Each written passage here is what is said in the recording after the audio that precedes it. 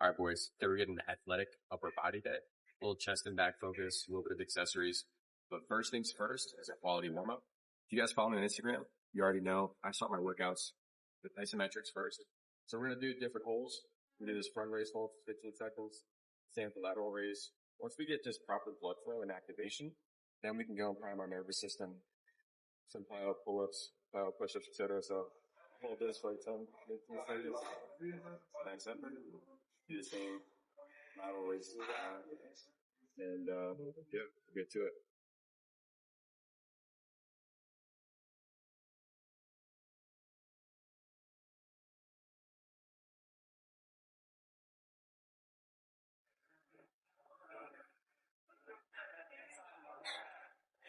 Also get some external rotations in.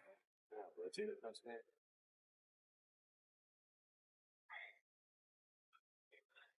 This has been a game changer, especially because I used to always go to bench press or something. My shoulder would always hurt. These help a lot. It's really loud. I was because the speaker's right underneath that. Alright, so they just started cranking up the music. Basically, what I wanted to tell you guys is the few principles I follow with warm-ups: blood flow, activation, nervous system priming. These banded isos for the upper body get some good blood flow, activation. We're going to do the same for the back, just doing some pull-up iso holds. And then we'll get into some nervous system primers to really get the system firing.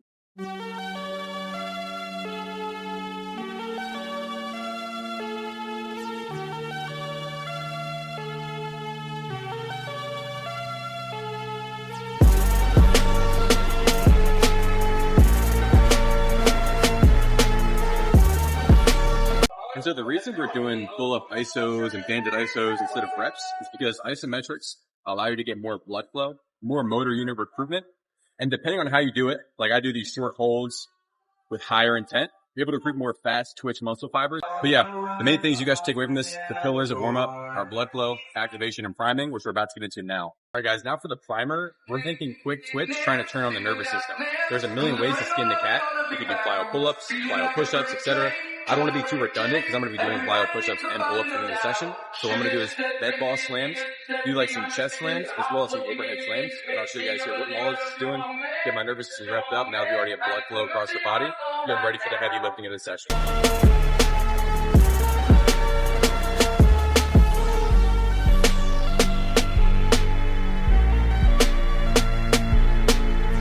Get into some weighted pull-ups and contrasting it with plyo pull-ups. And so the purpose of doing some weighted, contrasting with weightless, is that the weighted movement recruits a ton of muscle fibers so that when you remove the weight, your nervous system is firing on all cylinders, get the most out of this weightless plyo, and just generate more explosive power than you would have otherwise. So let's get to it.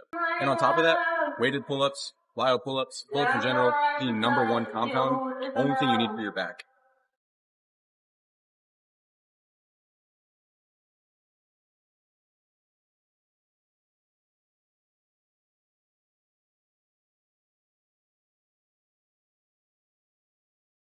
After the weighted set, be sure to give yourself a minute of rest so you can get the most out of the contrast, right? It's the same principle of Usain Bolt doesn't run laps on the track till exhaustion to get faster. It's short, high-quality sprints with proper rest time in between because strength isn't just muscular or fatigue, it's neural. After a minute of rest, we'll get into the plyo pull-ups.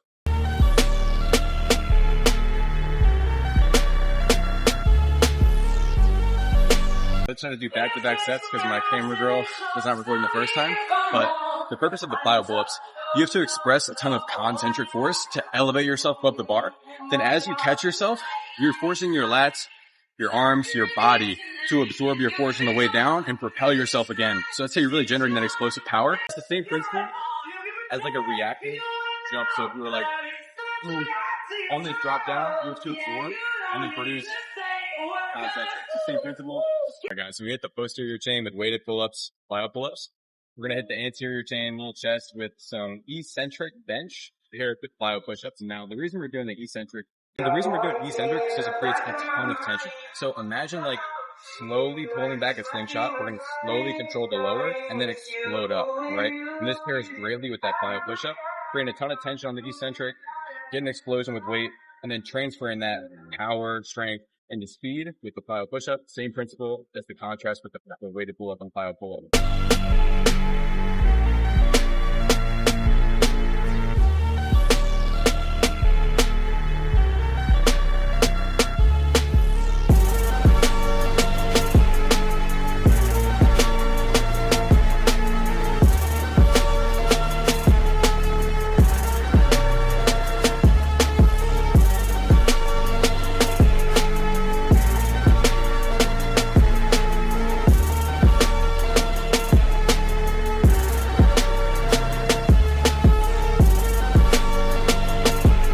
principle of this session is transferring strength and power to speed and explosiveness.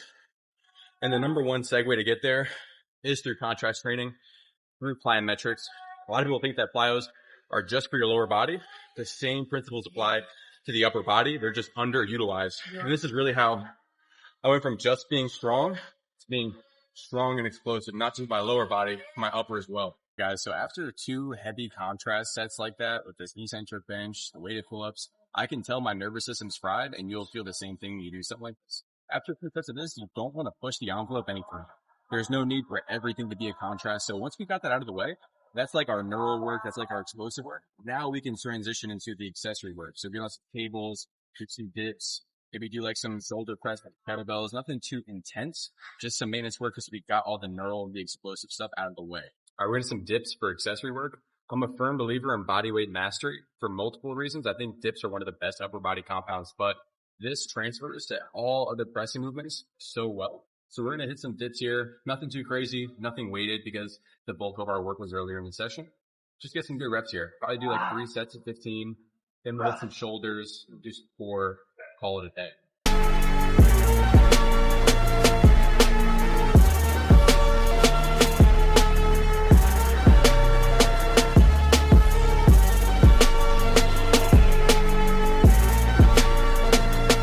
Now for core, leg raises, number 1. There's a ton of different variations, whether you do knee ups, straight leg ups, legs only up to 90 degrees, legs all the way up. As long as you're getting some spinal flexion and contracting your abs, that's the main idea here. No matter where you start, you'll always progress just by getting some spinal flexion, and you'll feel it in your abs. But for me, I like the eccentric down. So the same way we do the eccentric loading with the bench press, doing the eccentric loading on our abs, which creates a ton of tension. So I'll show you guys here.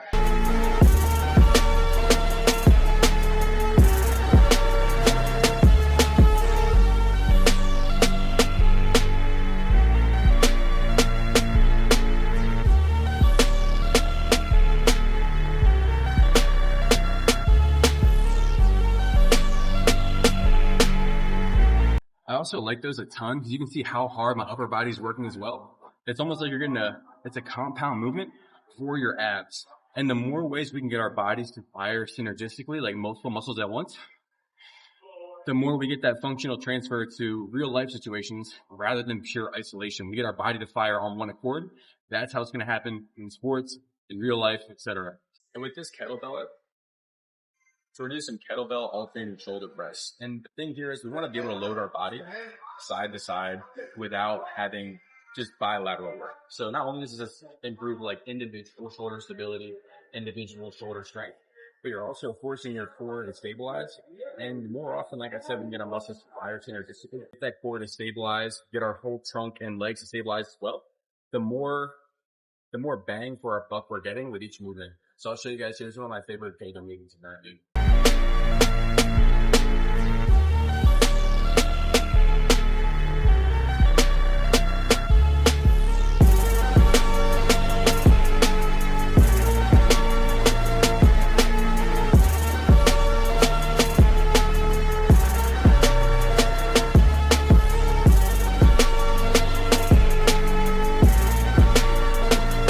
So guys, that was a super simple, easy, athletic upper body day. I think the main principles are from the warm up, make sure you're getting blood flow and activation, not just doing fucking arm circles. For your working sets, incorporate some contrast, do some weighted with some plyos to turn that power, to turn that strength into explosiveness, right? Once you've done that and you've really worked the nervous system, then you can get into more some accessory work. Keep the accessory work purposeful. Don't just do cable stuff. Do some body weight stuff. Challenge your core. Get your muscles to work synergistically. Work lighter compounds, right? Like dips. So if you can incorporate all of that, I have plenty more stuff on my Instagram. You guys have it. You should check out.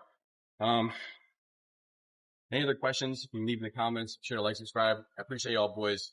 Love you. Peace.